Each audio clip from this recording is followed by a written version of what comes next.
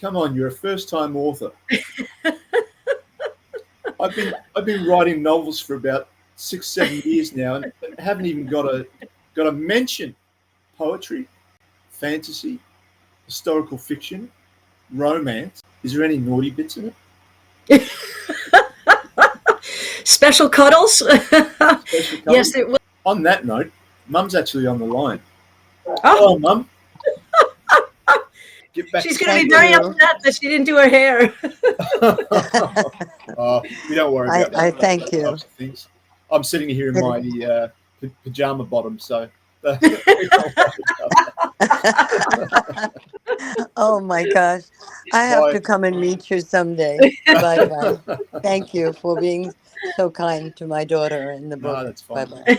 Okay. So I really want to thank you for coming on the show, and good luck with the novel. It's definitely one that I'm going to read, and lovely to have your mum on the show. And I can't believe you did that.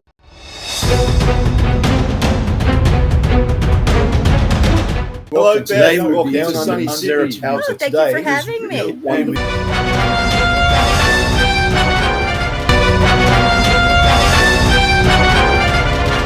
Hi, I'm Paul Rushworth-Brown, host of History Bards, Down Under Interviews in association with Meet the Author, Indie Book Source in the US. And we're here with a wonderful new author today, Catherine Hughes, who's written a wonderful book called In Silence Cries the Heart. Welcome to the show, Catherine. Thank you so much, Paul. Thank you for having me. Not a problem. Now then, I need to talk to you about something very seriously. Finalist in fiction romance for the American Writing Awards, honorable mention in historical romance for Coffee Pot Book Club Awards, honorable mention in general fiction for New England Book Festival Awards, historical fiction company, 5-star rating, winner of the silver medal in the category of historical fiction romance, and a gold medal in romance for the Feathered Quill. Come on, you're a first-time author. I've been writing novels for about 6, 7 years now, and haven't even got a mention in an award. Thank you. Thank you. But I really can't accept any of that, or any of those accolades in a way, because it's not my story. It's the story of Mary and Donald. And I think people are drawn to that kind of love. So it really was the characters, I think, that came across and earned all those awards, because this story is just a priceless one. I mean, I've read part of the book. Poetry, fantasy, historical fiction, romance. It covers about 3 genres. So tell me, how did you originally come up with the idea to sort of like mix historical fiction? I mean, what a fantastic idea. I mean, it's very sort of like close to one of my favorite miniseries, Outlander. What would you trade for love? Catherine Hughes' In Silence Cries the Heart is a spellbinding journey that bridges centuries, weaving the modern tale of Caitlin, an American schoolteacher, with the tragic 17th century romance of Donald Donne, a daring poet-thief, and Mary McElroy, a laird's spirited daughter. As Caitlin unravels the haunting mystery of their forbidden love during her visit to Scotland's Unley Castle, she is transported into their world through vivid dreams and mystical encounters. Set against the rugged backdrop of 1665 Scotland, this dual-timeline story explores love's defiance of societal constraints, the perils of passion, and the echoes of the past that shape our present. With rich historical detail, poignant poetry, and a touch of magical realism, Hughes crafts a tale of devotion, betrayal, and resilience that resonates across time. It all started on a trip, actually, to Scotland when I visited Urquhart Castle, and I went down to the dungeon there, and there was a placard about its most famous prisoner, and his name was Donald Dunn. And they said that he was executed not so much because he was a cattle thief, but primarily because he was in love with the laird's daughter. And then I found this really neat historical book from William McKay. And in there, I found some of his poetry, his last words, the poems that he wrote for Mary, how he was caught, his execution, and all that kind of stuff. And And then I just kind of felt that this story needed to be told.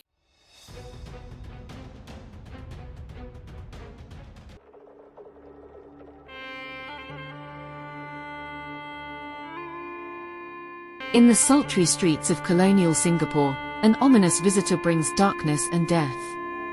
Harriet Gordon, now finding her footing as a teacher at a girls' school, grapples with the uncertainty in her relationship with Robert Curran. Recently back from a long stint in Kuala Lumpur, Curran's hopes for a long-awaited promotion are dashed when the post is handed to an old foe from Scotland Yard, deepening his frustration. The arrival of the colonial Foreign Secretary, Sir Henry Cunningham, stirs memories of one of Curran's most troubling unsolved cases. When a young girl mysteriously dies at a ball held in the Secretary's honor, Curran finds himself at odds with his new superior. Confiding his growing suspicions to Harriet, he is devastated when she inadvertently betrays his trust, placing his career in jeopardy. But with a second death shifting the investigation's course, Harriet and Curran must work together to bring justice to a grieving family and salvage their fragile bond before it's too late.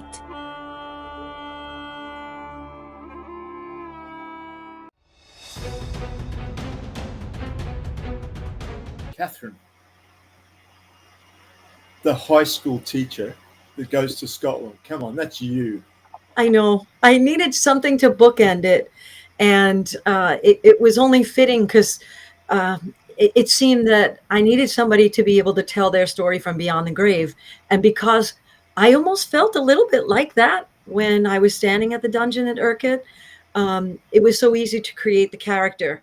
I too was swept away by the majesty and the mystery of Scotland and its folklore and its legends. And I've been back 2 more times since then, and I plan on going back again.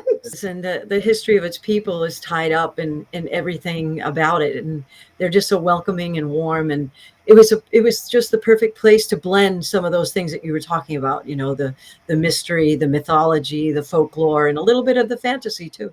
That was one of the really neat things about writing it, was to try to create an ambiance where you were no longer sitting in your couch or sitting in your chair, wherever your location is, but that you were transported to where they were. Yeah. And it's set around Loch Ness, isn't it? Yeah, so right there, you've got a lot of mystery, right? People flock there every year. I mean, they're making money, oodles and oodles of money off the off the tourist trade to go see Nessie. So give us and the watchers some sort of idea of how you developed Mary's character. As you said, there wasn't very much, the research that you could do about Mary. Tell us how you developed her character in the novel. Right. So I knew she had to be strong. I knew she had to be someone who is willing to be unconventional, especially for her time period. And I knew she had to be somebody who was yearning for something more than what the general way of life would have been. From there, she started to evolve on her own throughout the pages. She also needed to have the courage to make some decisions at the end of the book that I won't necessarily go into. Decisions that maybe she winds up regretting down the road, but Caitlin comes to the rescue and sort of mends those torn threads and sews them back together again by the time you get to the last page. Wonderful. Is there any naughty bits in it? Special cuddles? Yes. There's actually, I don't really go for the gratuitous stuff. So I think there was a very tasteful scene where she and Donald profess their love for each other in a physical way. And it happens at the feast, around harvest time, and they're outside, and it's almost a blend of their physical love, their spiritual love, and the setting of nature. So it's like all three things together. So yeah, there's definitely passion in there. So you said that he was actually executed. Yes, by her father. Yep. Wow.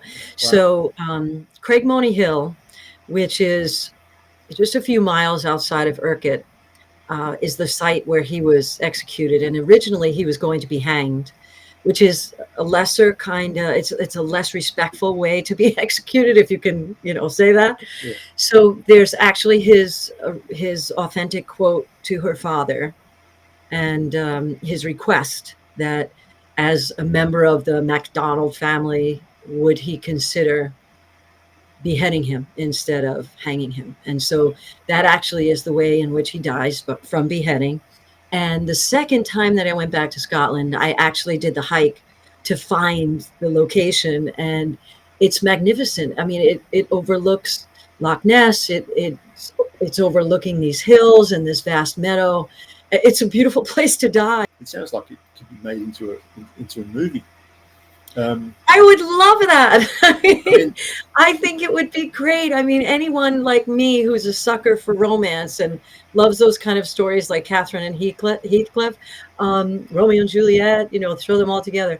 I think this would be great for the cinema. I really do. And so if anyone else there is interested, you've got a great storyline. So tell me, what was the most difficult part of the novel to write for you?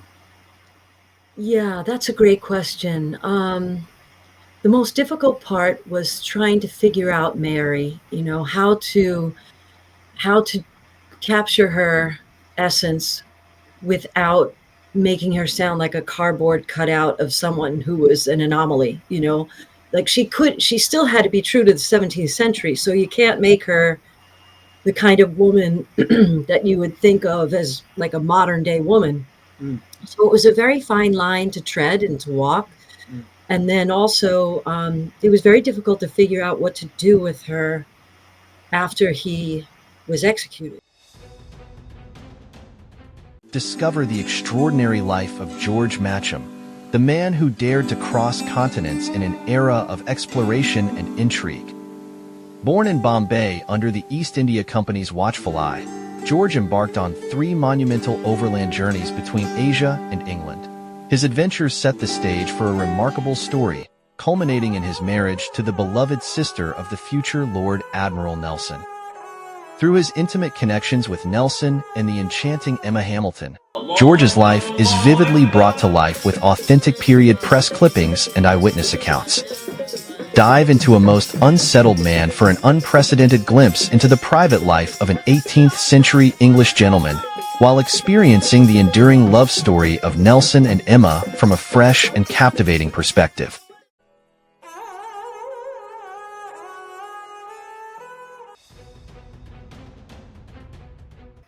Once he was executed, how long did the novel continue after that? When Caitlin, the American school teacher, has her sort of flashback into history, it happens when she gets to the dungeon and Donald has been arrested.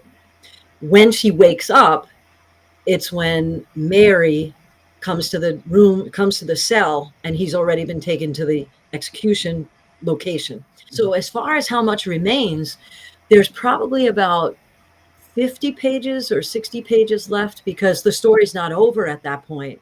The farewell portions were hard to write too. Mary's farewell, the night before she was going to run away supposedly with him, and all the people that meant something to her, that I actually found myself welling up a little bit when she was bidding farewell in her mind to all these people. When a writer can sort of like actually write a scene and actually start to get emotional about it, that's pretty powerful. Yes, it's juice. You know what's going to happen. Imagine people who are reading it, and it sounds like I'd be in tears. I know. No, Mum's actually on the line. Oh, Mum. She probably can't hear us. Hi, Mom. Oh, Mum, can you hear me? I can hear you. Yeah. Hi. How are you? I was just talking about you. Fine. How are you? Are you proud of this wonderful daughter of yours? I can't tell you how proud I am of her. She's absolutely wonderful. And I believe that these 2 lovers needed to have this book written. That, I think, they came to her somehow, some way. They wanted everyone to know how much they loved each other and that they couldn't live without each other. But they were buried in history. So they wanted to come and explain to people what their love was like.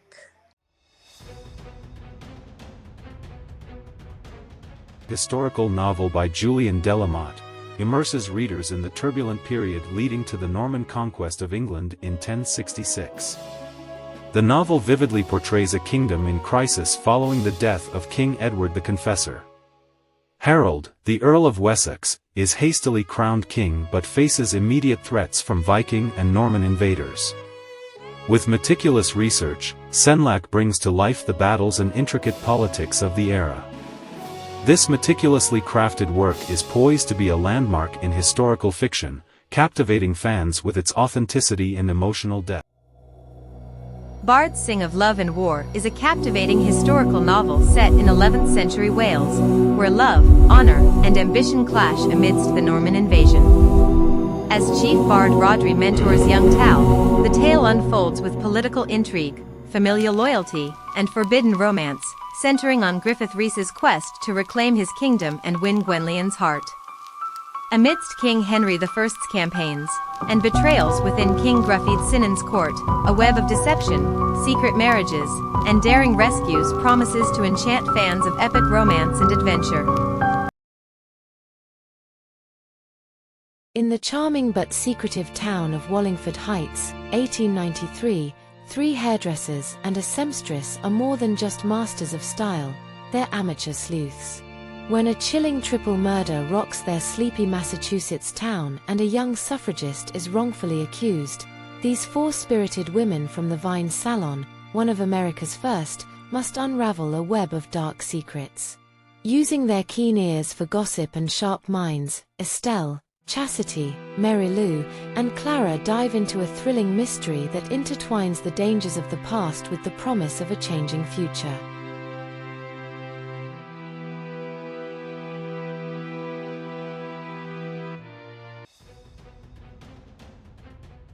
Okay, so just getting back to Donald. Okay, so this story, obviously huge romance story.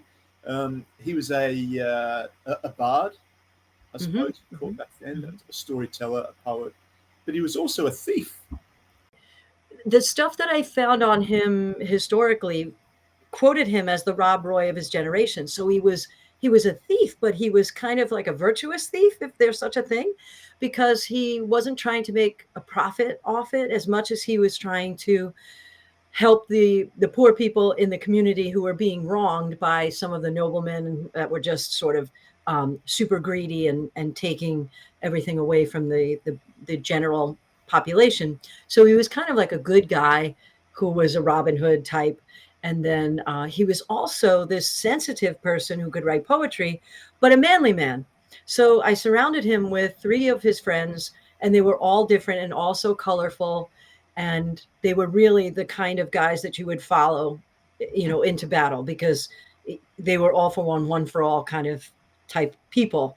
And even though they didn't have titles and they didn't have the nobility or the ancestry, they were probably more pure and they had more integrity than some of the men that were in charge at the time. So yeah, he was a thief, but he was also sensitive, tender, and very, very concerned with what was right.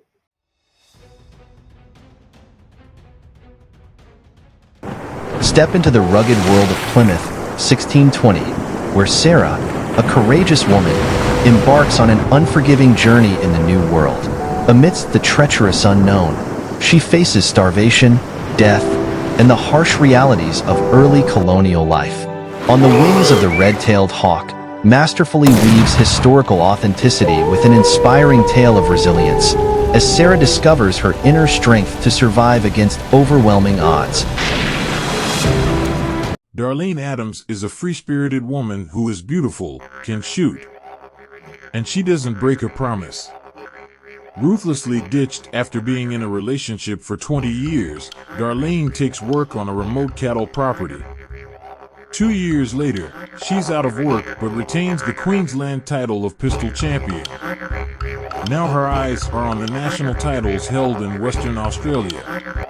En route, she learns about her missing niece and takes things into her own hands. Okay, so just getting back to Mary's father for a sec. How did you make him? I assume that like he's a character that readers would love to hate. He's not too prevalent in the story. He's this sort of figure that is omnipresent, but only because of his title. So he's kind of lingering in the shadows the whole time because he's the person who has the most power in the region. So he's not completely horrible, Teague. He seems to be unreachable when it comes to Mary, but there is definitely a sort of streak of love and compassion when it came to Robbie. And then again, it shows with Mary at the very end, but it's too late. Wonderful. So you mentioned before that you're actually working on another project. Do you want to tell us a little bit about that? Oh, certainly, I'd love to. It's another dual narrative, but it's actually set in the days before the Norman conquest, and the story is told from the perspective of two women. One who's from Normandy, and the other who's the daughter of Edward the Exile, who eventually becomes Queen Margaret of Scotland. But these two, their paths are going to cross, and I'm kind of telling the story of this monumental historical event from the perspective of two women. So, Catherine, I mean, everything about the novel, it's sort of like something that I would like to read. All right. I hope so. We've got obviously historical fiction. We've got fantasy. We've got a little bit of naughty stuff, but yep. Right, but told in a nice way.